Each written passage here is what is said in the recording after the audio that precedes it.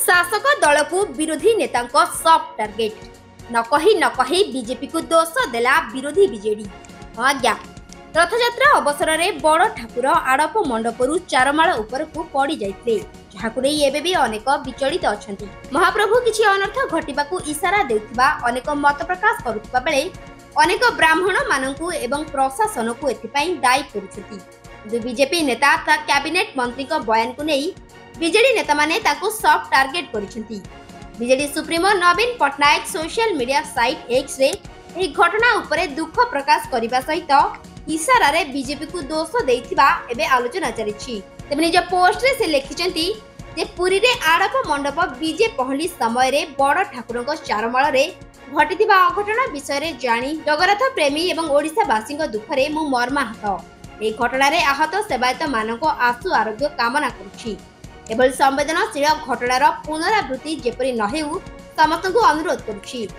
तेबे केवल नवीन नुहंती भुवनेश्वर मेयर सुलोचना दास मध्य बीजेपी नेता देइथिबा बयान को नहीं क्षोभ प्रकाश करिसेंती। बीजेडी रो अनेक मुखपात्रक बदल रे खोद मेयर सुलोचना दास गणमाध्यम सामना को आसी सेमानक मंतव्य को निंदा करिसेंती।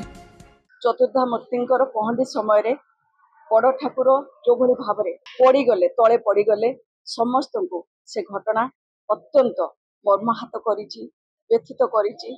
जे चतुर्थामूर्ति को टिके भी मने पकांती तांको पई इटा गुटे अत्यंत लज्जाकर घटना हेछि, जोथि पई कि 4.5 कोटी ओडिया आज समस्ते कांदुचंती, मन दुखरे अछंती। सरकार से विषय रे कथाबार्ता करिवे, किंतु जो भली भाबरे उपमुख्यमंत्री एवं आईन मंत्री तांकर मंतव्य देले से मंतव्य आम समस्त को आहुरी व्यथित करिछि। से माने कहिले जे ये होची महाप्रभुंकर इच्छा, एटा अत्यंत दुख समस्त को देइछि, समस्त को मर्माहत करिछि।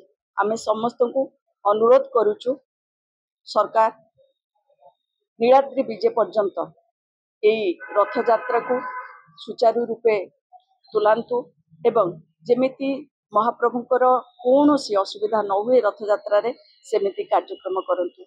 तेबे शासक दल विरुद्ध रे बीजेडी प्रसंग भित्तिक टार्गेट करुवा बेले बीजेपी किंतु एकदम चुप। तेबे देखा जाऊ आगो को परिस्थिति कौन हेउछि एवं विरोधी शासकंकर एक छक्का पंछा लड़ई केउ मोड़ नेउछि ताहा देखिबार कथा। ब्यूरो रिपोर्ट, रियो न्यूज।